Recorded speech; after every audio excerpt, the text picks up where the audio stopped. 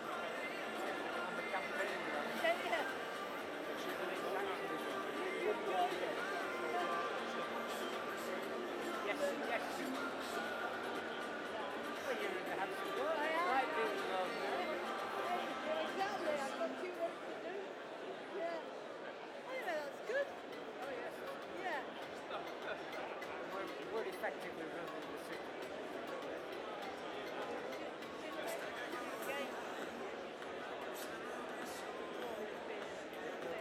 You're not the right thing. Dark.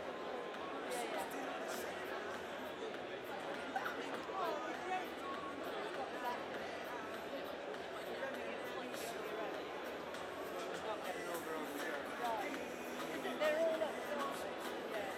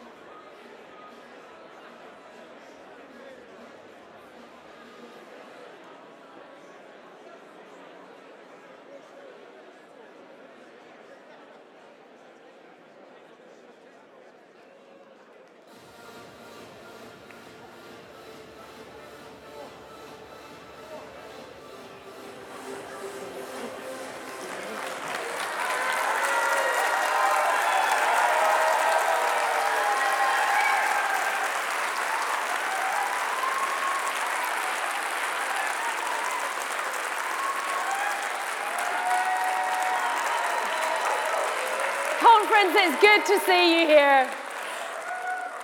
But first, I'm sure I speak for us all when I say that I was shocked and appalled waking up this morning to see the news of those appalling attacks in New Zealand. And our hearts go out to all of the victims of those horrific terrorist attacks, to everyone whose lives have been touched by it. That unspeakable tragedy is heavy in our hearts. We will always stand in solidarity against murderers, against terrorists, against everyone who preaches hate wherever they are.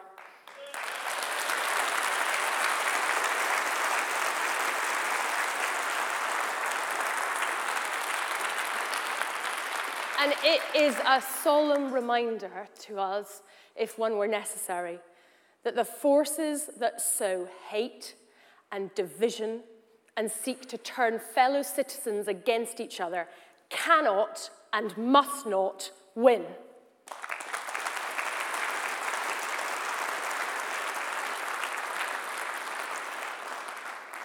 And Conference, I know that we will also be united in wanting to pay huge tribute to Vince Cable.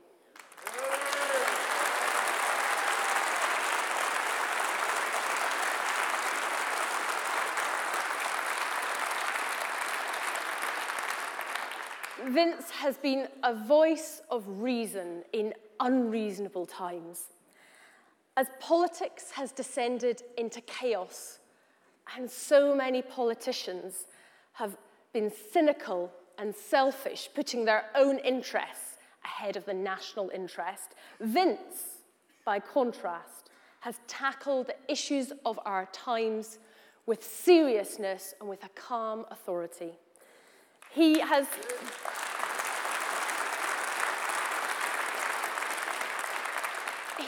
been a real leader in the campaign against Brexit, and he has been a powerful champion for liberalism.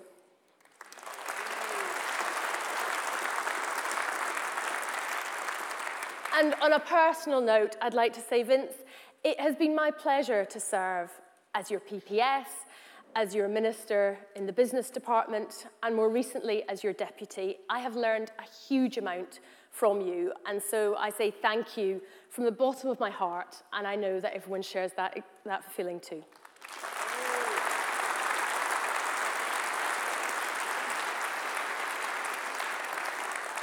Of course, now means that I'm getting asked lots of questions, but don't worry, I won't keep you guessing for too long. But for now, the important issues are the ones that we are facing day in, day out in Westminster. And I have to say, the word omnishambles doesn't really do it justice. There have been absolute scenes in Parliament. Yesterday, we saw the Brexit Secretary sum up the debate, standing there at the dispatch box, and then go into the voting lobby a few minutes later to vote against his own government's motion. It is an absolute farce. And at every stage, the Conservatives have put their own interests of their party above the interests of the country.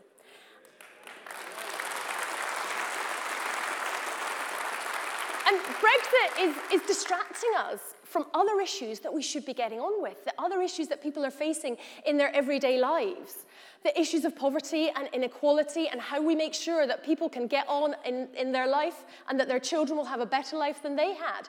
And all of those issues will be made worse by Brexit, because we know that Brexit will make us poorer, that Brexit will harm our NHS. And that is why, Conference, Brexit can and must be stopped.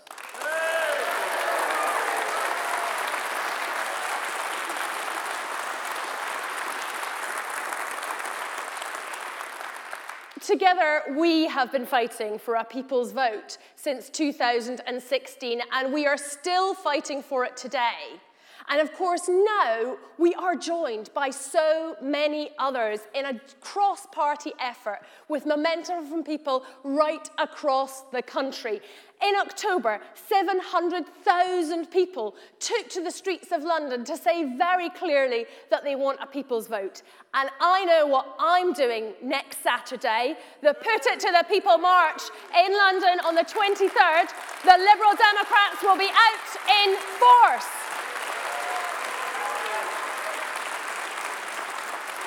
Because what do we want, conference? People's vote. When do we want it? Now. I'll see you there next Saturday. It is easy, however, in this context, to feel dismay at the way things are going when you look at the mess that is happening in Westminster. But tonight, I'm here to make you feel more positive, because I want to tell you about the amazing things that Liberal Democrats are doing up and down the country. Elected Liberal Democrat councillors championing liberal values, getting on with the job, making a difference to people's lives. In Cornwall, investing millions in geothermal energy. In Bedford, making sure there's more support to help rough sleepers get a bed for the night. In Argyll and Bute, supporting children in school with mental health services. In Watford and in Sutton, trialling on-demand bus services to make sure that transport is closer to people's lives. Liberal Democrat councillors working hard every day, delivering liberal policies for a liberal Britain.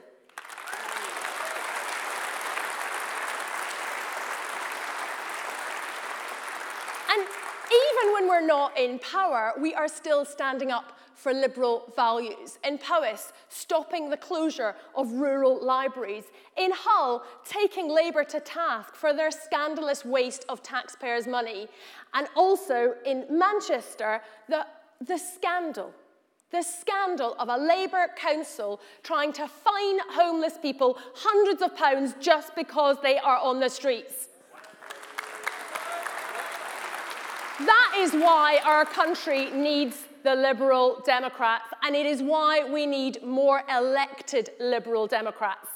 And to get more elected Liberal Democrats, we need more people in our movement. And that's why I'm delighted that tomorrow we have the chance to vote to open up our party.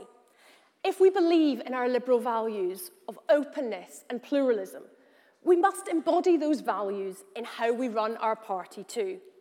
So I think that it is absolutely vital that we focus on the challenges ahead. We are on the home stretch. There are just 7 weeks to go till the elections in May. We can do this, conference. We can do it together. So let's get out there and knock on doors. Let's deliver those letters and those focus leaflets. Let's spread the word on social media. Bring more people in to join our cause. Because together we can advance the radical, progressive and liberal ideas that our country is crying out for. Together we can turn them into reality. Together we can demand better for our environment. We can demand better for the most vulnerable people in society. We can demand better for our children. Conference, together we can build a better future.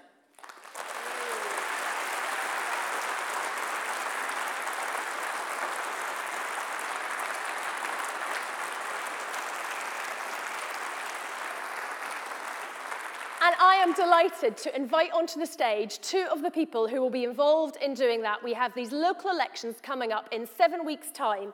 Christina Tagolo, who is standing for us in Bury, and Ali Avey in Newcastle. Please come to the stage, and we're going to talk about what drew you to being in the Lib Dems and standing for the council.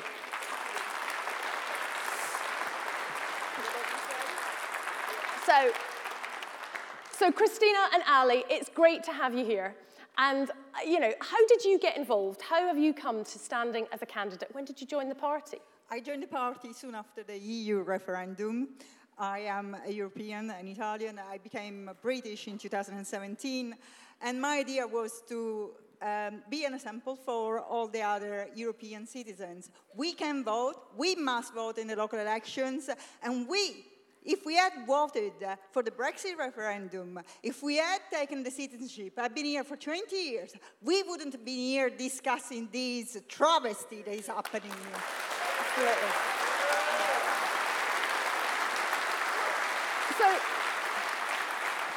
So you joined because of Brexit. Ali, you've been a member a bit longer, so what's your journey been? That's right. I joined the party in 2009.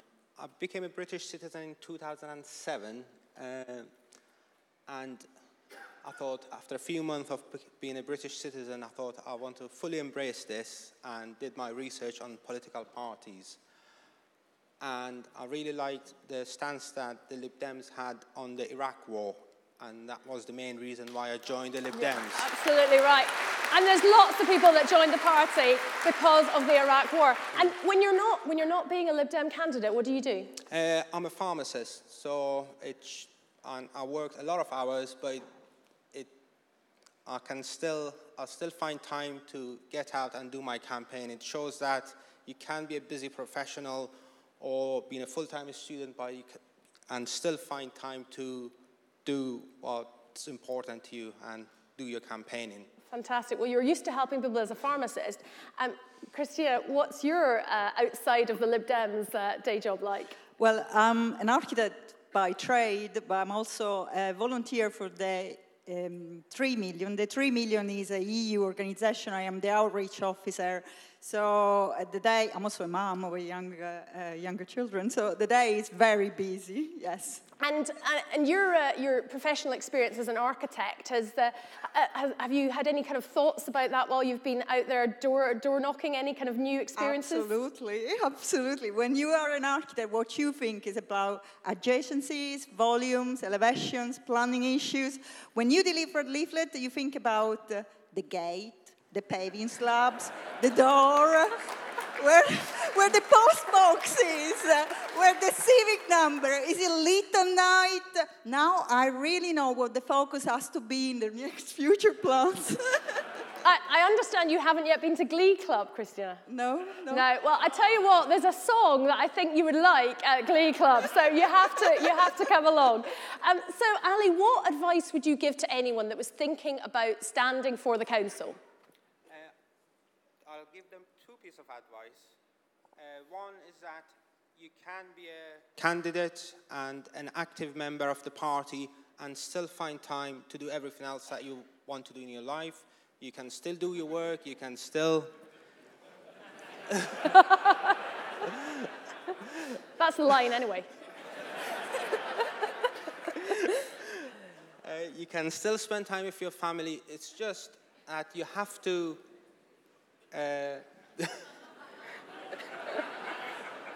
you can and you will make time for everything that's important to you. Very on message. What's your other piece of advice? When you stand in local elections in particular, make sure our values are translated into what your local electorates will understand. For example, you can translate our environmental policies into your local recycling centres. So just make sure the values are in a language that your electorate can understand and can relate to. Fantastic. And Christina, would you encourage somebody who's thinking, maybe people in this hall who are thinking that they might be able to be a candidate one day, but they're not quite sure about it? What would you say? Absolutely. Don't be stopped about your accent. Don't be stopped about your gender. And don't be stopped about your age, younger or older. And I have to say, I was really lucky. I was in one ward that is very efficient, super organized. But going to the Kickstart, to the ALDC, was amazing. Go there, use our facility because they are great. They absolutely are. Look, I'm sure you'll agree, conference, that in Newcastle and Bury, and Ali and Christina, we have a couple of fantastic Liberal Democrat councillors in waiting. We need to go out there and campaign and get them elected, and so many more like them across the rest of the country. Thank you very much, both of you. Give them a big round of applause.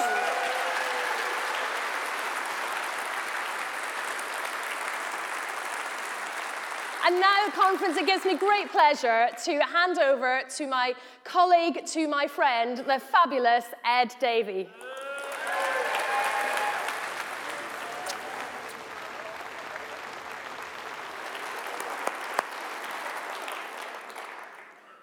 Thanks, Joe, for your speech and for showing us two new councillors in the making, Christina and Ali. Thank you very much. Now, it's my real privilege and pleasure to introduce one of my constituents, a lady from New Malden. She also happens to be the Liberal Democrat candidate for the Mayor of London next year, Siobhan Benita. Siobhan, do come and join me.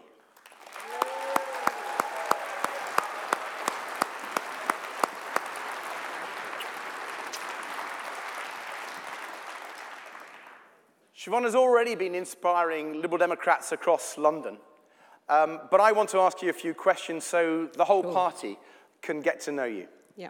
Can you first of all tell us why you joined the Liberal Democrats? Well, I joined the Liberal Democrats, like so many newer members, I think, on the morning of the EU referendum result. My husband's French, two bilingual daughters, so it's particularly personal for us, Brexit. But actually, Brexit was the kind of defining moment, but it's not the only reason why. I'm also hugely upset, frustrated, angry by the direction in which the two main parties are going, and they're being pulled to the extremes by kind of small fractions within them. So I was a civil servant for many years. I couldn't join a political party, but I was always very liberal. And I realised that now is absolutely the moment where everybody who shares those liberal values needs to come together and work together for that future without hatred, as Joe was mentioning earlier. So they're the kind of main reasons for me joining. And it's been fantastic that not just Siobhan, but so many people have joined the party, both after the 2015 election and after the referendum. And it's really given us really new strength. Yeah. So you've got the campaign next year. Why do you want to be London Mayor? Yeah, loads of people ask me this question, and I always say, why would you not want to be the Mayor of London? Yeah, it is actually one of the best jobs you could possibly do in politics. I love London. It's the best city in the world. I'm a Londoner through and through. But I do realise that London has a very challenging side for many people, huge inequality in London. And actually, the Mayor of London can make a real difference to people's lives. And I would love to do that. I would love to be the mayor that actually made a real positive difference to people's lives. I also believe that we need more diversity in our public leaders, and we need different kinds of people coming forward. And let's face it, there's been a lot of testosterone in City Hall, and I think it's time that we maybe had a strong female voice. Do you mean Boris, by any chance? Possibly. But I think it is time that we had at least one strong female voice in that campaign. Absolutely, absolutely right.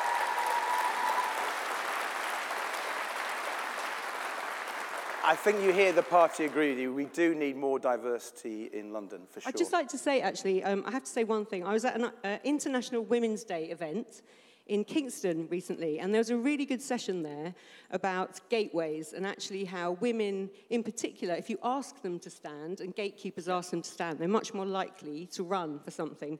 And your name kept coming up as somebody that had asked loads of women to stand in Kingston. So I just wanted to say a big thank you for that. Thank you. Thank you.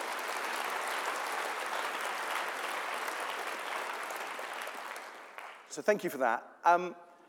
In terms of the issues, the campaigns we're going to run, it's going to be a fierce campaign. What are your priorities going to be so we can win in 2020? So housing is definitely going to be a big issue, and not just building more houses, but building the right kind of homes for people and affordable homes. But actually, unfortunately, I think the big issue that's going to dominate is going to be the rising serious violence in London, and in particular knife crime, and unfortunately the incidents we're seeing of younger and younger people being affected by knife crime in London. And you've got a lot of expertise in this, and do you want to just share with everybody, because I know we've been working together, Sure. And you've given me a lot of information and analysis. Just explain to people what you bring to this debate. So for the last 2 years, I've sat on a cross-party parliamentary commission looking at the underlying root causes of serious violence. And my frustration is that we still have politicians that are spending too much time on kind of really knee-jerk reactions about more stop and search, about longer police sentencing. And actually, we really need to focus on those underlying causes for violence. So we need investment in education, in youth services. We need to wrap every single young person in London with love, support, and hope, and give them hope for the future.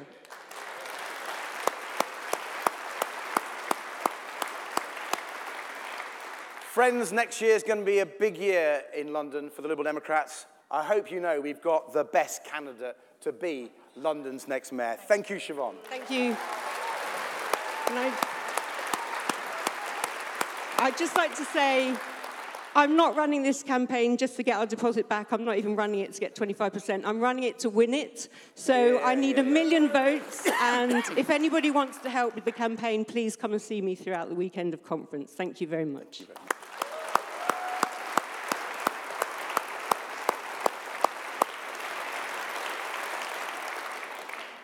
Conference, we're now going to the bit, if you hadn't expected this, where we're going to talk a bit about that thing called Brexit. You know you want to. And it's my huge pleasure to introduce someone who's been a real leading force for the Liberal Democrats in Wales. She's now our candidate in Brecon and Radnor, so we hope she'll be joining us in the House of Commons. But please give a huge welcome to the amazing Jane Dodds.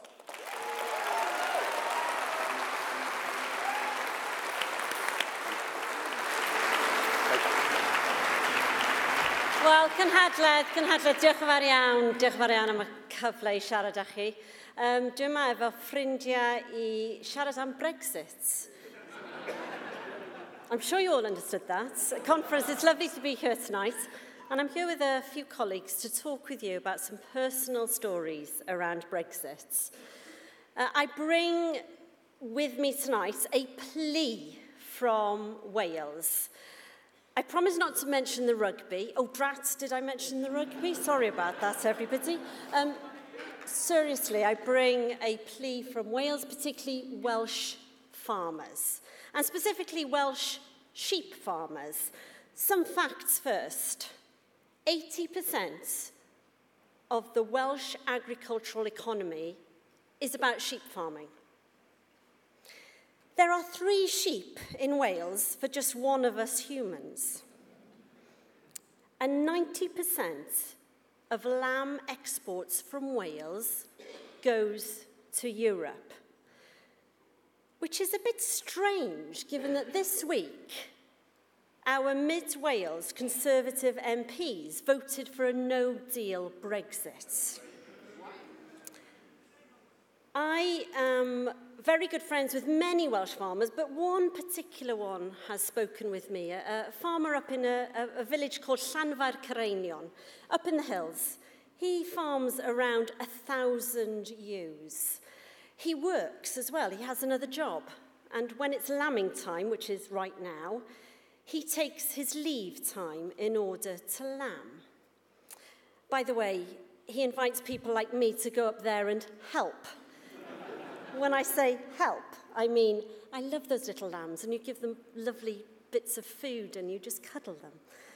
But seriously, what he talks to me about is his real fears about us crashing out in 2 weeks' time.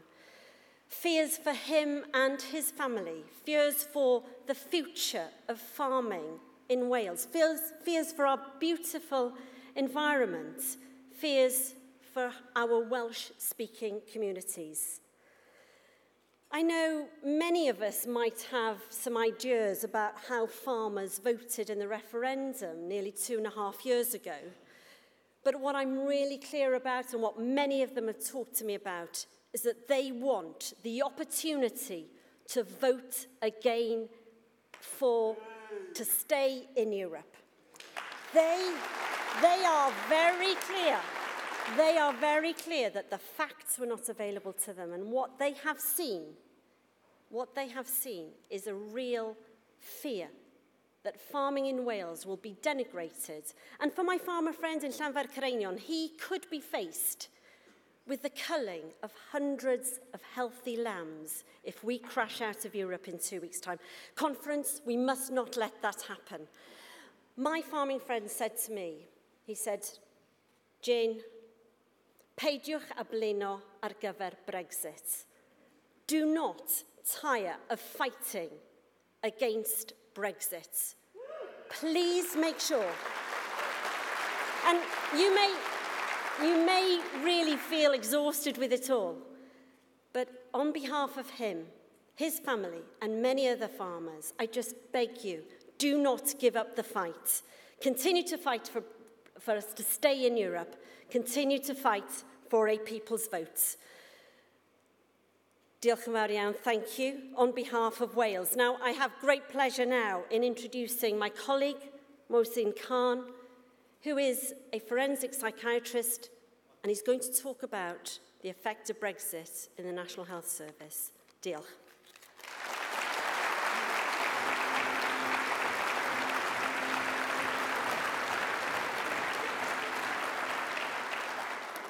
Thank you, Jane. Uncertainty over Brexit has hit us all. As an NHS psychiatrist, I've particularly seen its effects on our staff and our patients. My colleagues, nurses, doctors, porters, social workers from other EU countries are fearful. They faced uncertainty about what will happen to them and their families if we leave the EU. Many have formed families with British citizens, leaving them with difficult decisions if they can't continue to live and work here. Do they move now? Do they move later? Who moves where? All this uncertainty when the NHS is crying out for staff. When we've seen a 15% rise in the number of EU staff leaving the NHS and a 20% fall in EU staff joining, we're not bringing out the welcome mat for the people who serve our NHS. We're putting a big keep-away fence. And at a time when we're all seeing an increase in xenophobia and racism. It's heartbreaking hearing young teenagers tell me of the abuse hurled at them, finding themselves frightened to go out, scared to go on buses or trains. Or hearing colleagues say that they're worried about raising a family, having children here. I can't properly care for my patients if I haven't got the staff to do so. I see fewer and fewer staff doing more and more work. Doctors covering double the number of wards, nurses being burnt out, colleagues facing so much uncertainty on whether they'll still have a job next year.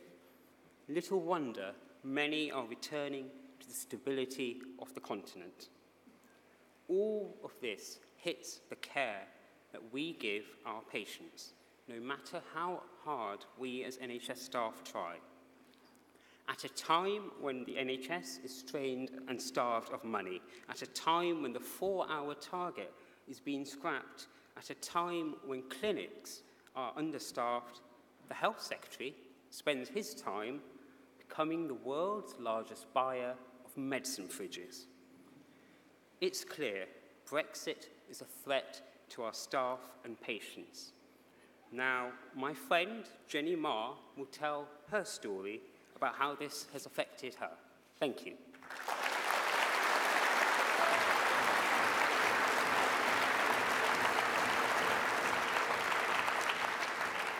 Thanks, Mohsin. Conference. I'm Jenny Marr. I'm the PPC for Berwickshire, Roxburgh and Selkirk, spokesperson for Rural Affairs, and the next person to take back the Scottish borders for the Liberal Democrats.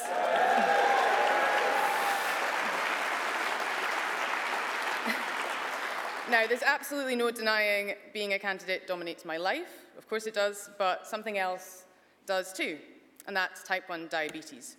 Now, I don't have to explain to you what that means, but just imagine, and maybe you don't have to, being one of the millions of people across the UK who take medication every day just in order to survive. And Conference, if I'm being completely honest with you, if the fear of something going wrong, the embarrassment when it does, and now the blind panic we face as you walk up to the pharmacy with no real clue as to whether they're going to have what you need. It's exhausting. And in the past 2 weeks, that has been my reality. I went to the pharmacy to collect 4 items, and they had 1.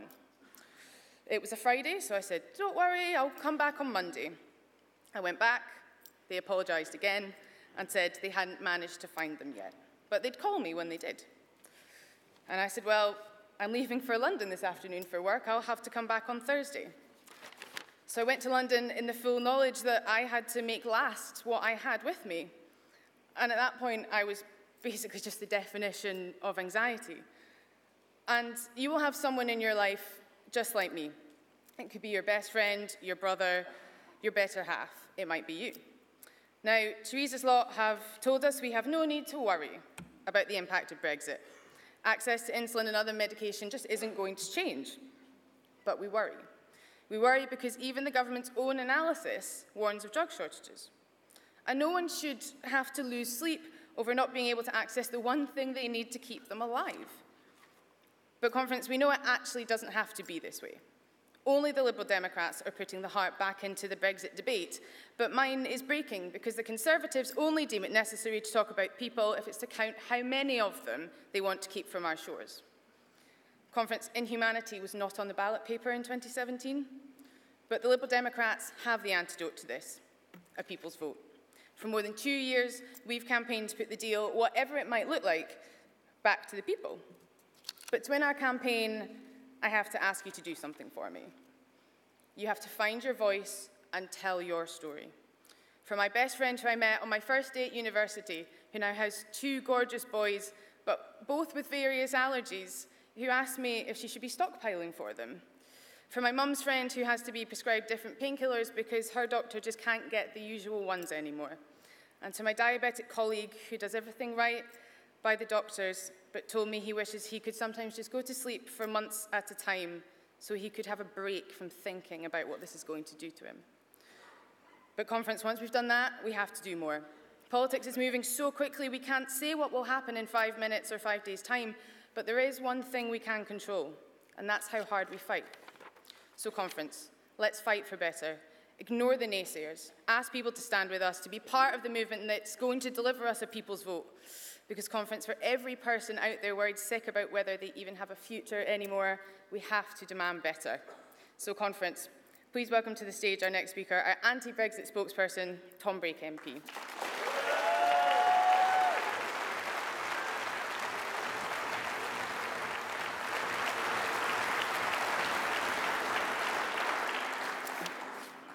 Thank you, conference. We've just heard from Jane, Mosin and Jenny about how Brexit is having a devastating impact on them, their friends, colleagues and communities. Honestly, we could have marched hundreds, thousands of people up here. Brexit has had a devastating impact on so many people's lives and in so many awful ways. These stories and the many millions like them are why the Liberal Democrats have been leading the fight against Brexit from day one. I just want to take you back a moment to those dark and depressing days and weeks immediately after the referendum.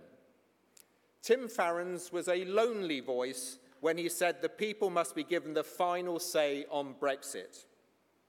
And it's hard to remember now that we had none of our friends with us. Best for Britain didn't exist, and Open Britain were advocating for a soft Brexit. Remain voters thought Brexit was a done deal.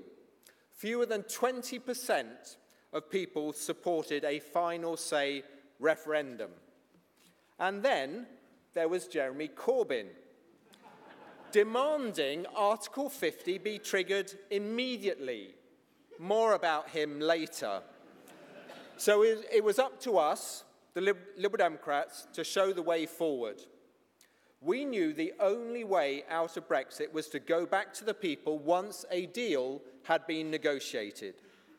As Tim put it, what started with democracy must end with democracy. The referendum result was a departure, not a destination. Now, under Vince, we have continued to lead this fight, demanding better than Brexit every step of the way. So back to the present day, and look just how far we've come. We've defeated Theresa May's extreme Brexit plan by the biggest margins in parliamentary history, twice. We ruled out crashing out of the EU in less than a fortnight's time. And polls show we brought the people with us. A majority of people are now firmly in favour of a people's vote. In short, we have never been closer to ensuring people, not politicians, get the final word on Brexit. This hasn't happened by accident. We've spoken with more than 1 million people on the doorstep and contacted millions more with our leaflets and letters. We've reached more than 5 million people now online through our digital advertising campaign. And that's before Nick Clegg joined Facebook. We've welcomed a staggering 250,000 people who've signed up to support our campaign. We marched 6 times at national anti-Brexit marches in London and many more times in other parts of Britain. That we're closer than ever to stopping Brexit is in no small part down to us, down to you. And while we've been busy, Theresa May's Tories have made an absolute hash of Brexit. And she's been allowed to. Why? Because Jeremy Corbyn has aided and abetted her every step of the way.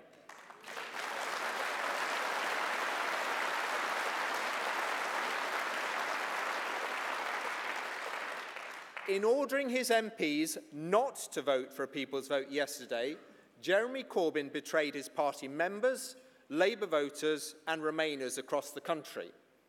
But we know it's worse than that. In refusing to support a people's vote, Jeremy Corbyn has betrayed the poorest and most vulnerable people in our society. The very people he claims to represent are the people who will be hit hardest by Brexit. Let me be very clear. The Liberal Democrats have not abandoned vulnerable people, and we haven't abandoned fellow Remainers. We never will.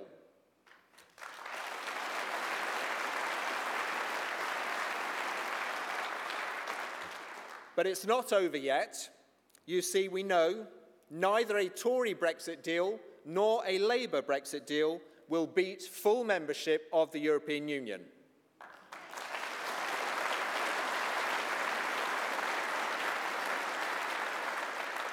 And we know that our children and grandchildren deserve the same rights and opportunities we have enjoyed as members of the European Union. And we know that while Jeremy Corbyn may have betrayed Remainers and his own party membership, there is still time for a people's vote. But to do this, we must all take action. We are all part of this fight. That's why I need you to continue knocking on doors, to keep overloading your MPs' inboxes, and to join me and hundreds of thousands of other protesters, fellow Remainers, as we march through the streets of London next week. Thank you, conference.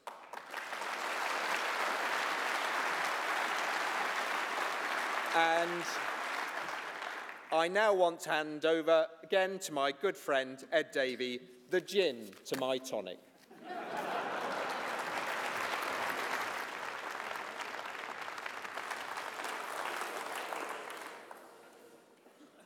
No gin in that. Tom, can I thank you on behalf of the party for the amazing hard work you put in to fighting Brexit.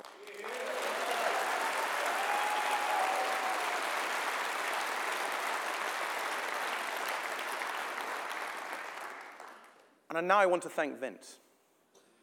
I first met Vince back in 1990 on a Liberal Democrat policy working group on green taxation. I was super impressed to hear him, then the chief economist of Shell, argue for higher taxes on oil and gas. I don't know if it was a policy he'd recommended to the chief executive of Shell. Yet that's been Vince's political hallmark, taking on the establishment. From the banks to George Osborne, from Rupert Murdoch to the conspiracy of silence about Britain's disastrous credit boom, Vince spoke out. And Vince, you've taken on the establishment with a great sense of humour too. We'll never forget how you single-handedly punctured Gordon Brown's ego with your Stalin to Mr. Bean gag. Friends, it's now our job to thank Vince and send him off as he really wants, with fantastic local election results this May. So under Vince, we can show that last May's results, our best results in local elections for 15 years, weren't a flash in the pan, but were part of the fight back. Just one stage of Liberal Democrats getting back in the game.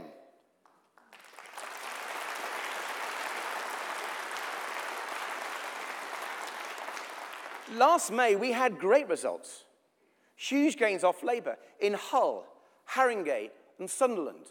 Great gains off the Tories in places like Richmond, Winchester, Three Rivers and South Cambs. But I hope you'll indulge me if I talk about what happened in Kingston. Last May, we gave the Tories their worst ever result in Kingston.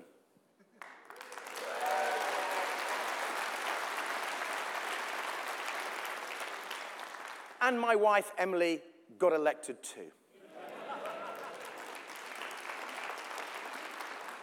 Emily actually won against Labour, wiping Labour out of Kingston. She's now hard at work, building new council homes. Not literally, but she's in charge of housing. Emily and I met 15 years ago on a Liberal Democrat policy working group. It's where you meet all the best people. Emily is a gutsy Liberal. Before winning last May, she'd stood 6 times for the party, 4 times for Parliament, twice for the GLA, and she'd lost 6 times. So I'm so proud of her. And I'm proud of every Liberal Democrat who loses an election or two, but then comes back and campaigns and gets back in the game.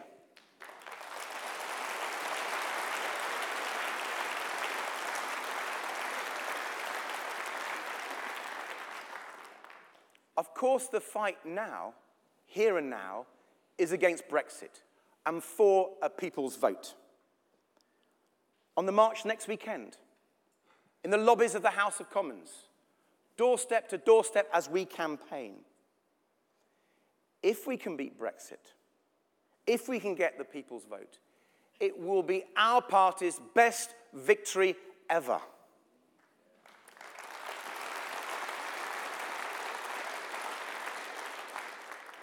But whatever happens in the battle of Brexit, there is a deeper, more profound challenge to our party. It's a challenge to liberals across the world, and it's the rise of national populism. From Brexit to Trump, from Brazil's Bolsonaro to Hungary's Viktor Orban. The politics of fear, of division, of grievance keep on winning. Just look at the illiberal poison that's infecting our country. Anti-immigrant, anti-Semite, anti-Muslim, anti-everyone. And when it becomes okay to hate, violence soon follows. As Joe so rightly said, just look at the appalling terrorist attacks on mosques in New Zealand. And look here, look at the rise in violent crime, knife crime. It has many causes, of course. But at these record levels, in my own constituency, we've seen 2 young lives taken to knives in the last 2 years. Conference, the far right, the far left, lawlessness. These illiberal forces pose a huge threat to our values and our purpose. And I don't believe we have fully understood the sheer scale of this threat or worked out how to properly respond. The danger is we see Trump and Brexit as temporary blips, that everything will return to normal soon. I don't think that's going to happen. For the divisions that Trump and Brexit have exploited have been there for decades. Inequality, lack of opportunity, alienation from politics. We must have answers to these divisions to get our party back in the game again. It won't be easy. But we can do it. We have to do it. And here's a few ideas about how we start. First, we must be clearer than ever before about what our principled priorities are. We don't have the luxury now to talk about anything and everything. We have to choose. My choice would be education and training, with massive resources, with early years the priority.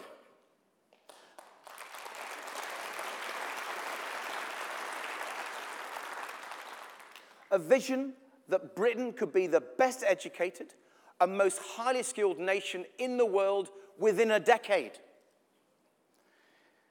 Education was the choice of our late great friend Paddy. I had the privilege of working for Paddy when we were an asterisk in the opinion polls. We crafted the policy of a penny on income tax for education. And that had a massive impact. And I'll also never forget his campaign visits to my constituency. We'd inevitably visit a school, and he'd invariably get hold of Eric Carl's A Very Hungry Caterpillar. He'd have the reception class transfixed. But even the clarity of a Paddy education message won't be enough now to get us back in the game. So my second proposal for you is this. We must speak with more passion, more emotion. Now, I know how passionate and emotional Liberal Democrats can get even before a drink. But by and large, Liberals don't do emotion. Remain did reason. Leave did emotion. Clinton did reason. Trump did emotion. Since when did these illiberal forces, national populism, have a monopoly on caring? Now, it's just sometimes, and we're all guilty on this. We Liberals can become a bit technocratic, a bit managerial, even a bit wonky. In future, we'll need to lead with our hearts.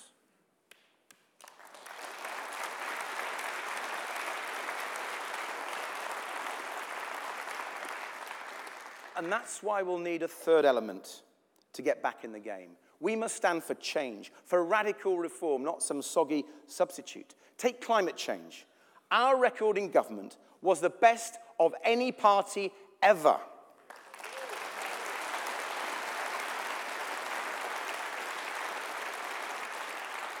Thanks to us, Britain is now the world leader in offshore wind. But the biggest thrill for me as Secretary of State for Energy and Climate Change was creating jobs and transforming communities in places that had struggled, like Hull and Grimsby. I'll never forget two young people I met in South Wales on an onshore wind farm. They were wind power engineering apprentices. Their fathers had worked underground in a coal mine. And their fathers were so happy their children were working above ground as part of our clean energy revolution.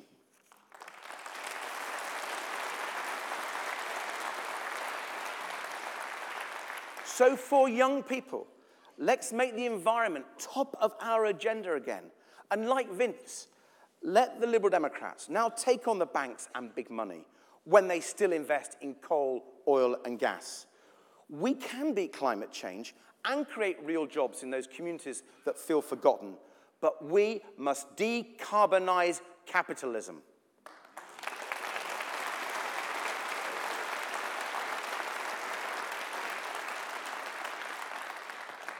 Conference, if we get back our true liberal mantle of reform, we can regain people's trust. With clarity of message on education, emotion in our campaigns, and fundamental reform of our economy, we can win. Our country, frankly, is in such a mess. Britain needs us to win. Conference, let's get back in the game.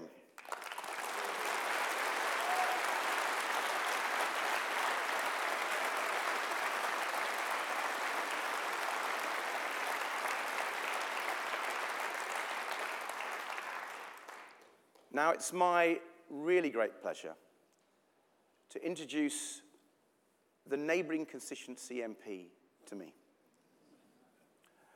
A colleague of mine for so many years, and an amazing Treasury spokesman, business secretary, and leader of our party. Conference, please welcome Vince Cable.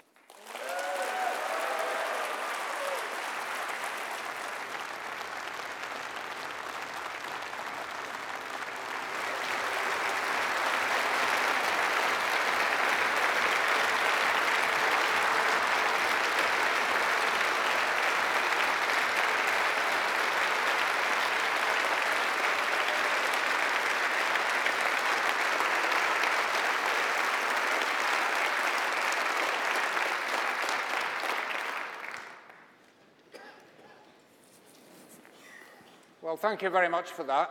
I'm not sure whether it was because you're pleased to see me or pleased to see me go, but either way, I'm very appreciative. First of all, I'd like to echo what Joe Swinson and Ed said about the context of today. This is normally a fairly light-hearted event, but I think we're all very conscious that it's the background of the terrible tragedy and atrocity in New Zealand. And I know we all feel sympathy for the victims and their families, and absolute horror at the way in which extremist ideology can turn into such an absolutely toxic and dangerous form. But thank you for drawing attention to it, Joe. But I'd like to be a little bit self-indulgent, because this is the city that I was born in and I grew up in. I used to come to this precise spot often as a child. I don't want to make too many of you feel uncomfortable, but where most of you are sitting is where the sheep and cows were taken off to the abattoir in the days when it was a cattle market. But York is also where I had my formative political education. I was a candidate here for the SDP Liberal Alliance in 1983 and 87. And certainly the first of those campaigns was very memorable. I was present at one of the truly great speeches that Roy Jenkins gave in the Grey Rooms, the big assembly rooms in the city. And I have recurring nightmares also of an occasion when I was trying to hold an audience of 1,000 in the marketplace for 2 hours because Shirley Williams had got on the wrong train. But I think in all political campaigns, you know, what you really remember and register is your face-to-face contact with the ordinary voters. And I had many memorable encounters, but there's one that's always stuck in my mind. I was being very conscientious and morning canvassing and going around this council estate in York. And I did it properly. I issued a little leaflet the evening before and told people I was coming. And anyway, I went around the following morning and got to one house where the door was ajar. And on the back of my leaflet, somebody had written, you know, please come in.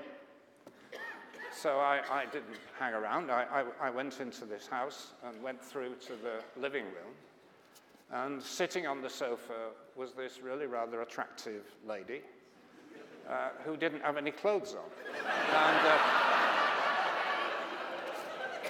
And she was, when she saw me, I think was a bit confused, and I was a bit confused. But she came to her wits more quickly than me and said, look, I'm very sorry, love, I thought you were the milkman.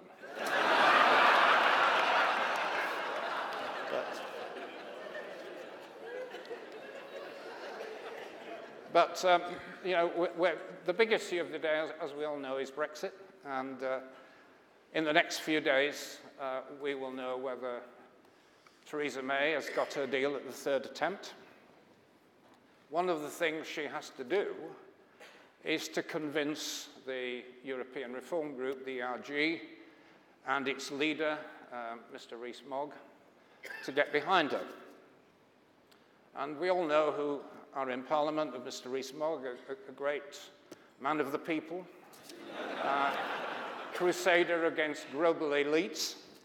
But a friend of mine, I think, really got a feeling for what Mr. Rees-Mogg is about when they visited his house, or perhaps I should describe it as his mansion in Somerset, and went through into the kitchen, and there was a board on the wall of instructions for the servants, and written in red letters were, "We've got to preserve our standards."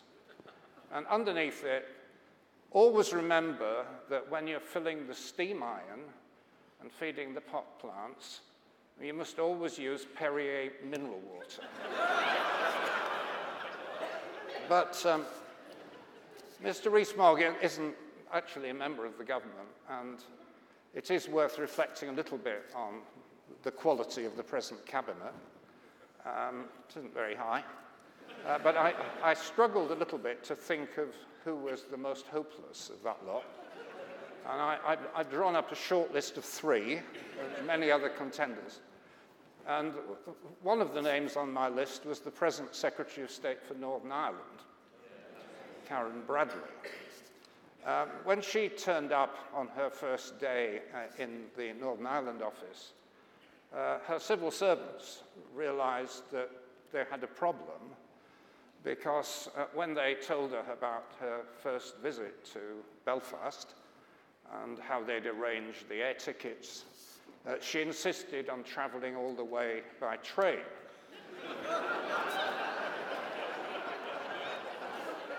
But anyway, they got over that problem when they showed her the atlas. But then she got there and demonstrated her sensitivity to the sectarian problems of Northern Ireland by giving her first big speech at the King William of Orange Academy in Londonderry. And she spoke well, apparently. And she praised the Ulstermen for the courage of the soldiers at the Battle of the Boyne. And the audience were clearly loving it, until it became apparent she thought that the Battle of the Boyne was during the First World War. But anyway, she's run a fairly close second by Mr. Chris Grayling, the inventor of the invisible ferry. I think people realized they had a problem with Chris Grayling when they could see he hadn't quite made the transition from successfully running a Lego train set to running Network Rail. But even he has run a fairly close first by Mr. Gavin Williamson, who you don't hear much of, Defence Secretary. But he is constantly trying to justify his existence by finding some war for British soldiers to fight. And he has a problem at the moment because there aren't any. But he's got to keep the SAS in training. And he's come up with a couple of wheezes in the last 2 weeks. One of them is, since we have a problem with knife crime, he can send in the SAS to deal with teenagers in Peckham. And his other big idea, which of course is that we're going to get no-deal Brexit, or maybe, so he can use the troops against all the queues outside Waitrose. But there is a serious side to the Brexit argument, as we're all painfully aware. When I first spoke to the party after I'd been adopted 2 years ago, I introduced the phrase, exit from Brexit. I mean, the audience loved it, but I think we all knew in our hearts, or thought in our hearts, that this was a bit of a long shot. But actually, it isn't a long shot anymore. Because at the moment, it is the main argument that Theresa May is using to try and persuade her own people that if they don't get into line and don't accept that Britain is going to be a vassal state for a couple of years and that Northern Ireland is going to disappear, if they don't accept all that, we're going to have no Brexit. It's very much on the cards. And the mechanism by which we get to it, of course, is through a people's vote. Now, we had a setback this week. Jeremy Corbyn went AWOL, but it will come back. It will definitely come back. But we have to be ready to anticipate the arguments against it. And you heard the killer argument yesterday. President Trump thinks it's unfair. And when you think about it, it is a bit unfair. Poor Theresa May has got to try 3-4 times to get her deal through the House of Commons. But if she doesn't, then the people have got to be given a second vote. Now, that obviously isn't fair, is it? But I think it will happen. But one thing what Brexit has done for our party is that it's brought in an enormous number of people who support us, but unlike you, are not members. We've got about 250,000 supporters. Now, if we're going to make them more than just an email list, they've got to be given a stake in the party's future. If we don't give them a stake, I can assure you there are other people out there now want to start movements of their own, and they will take. So we've got to give them a role and a sense of responsibility and some future in our party. And that essentially is what the constitutional reforms are about tomorrow. It's building up that outward-looking network of supporters, people who agree with us on Brexit, who deliver our leaflets but aren't necessarily members, giving them a specific role in the party. So I hope you will get behind that. And if you do get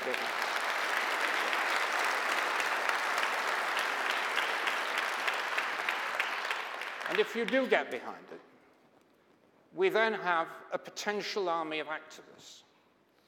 And we're going to need an army of activists for the reason we've heard about tonight, that in 2 weeks' time, we'll have the biggest electoral event since the last general election, a massive event, 9,500 council seats being contested. It's big.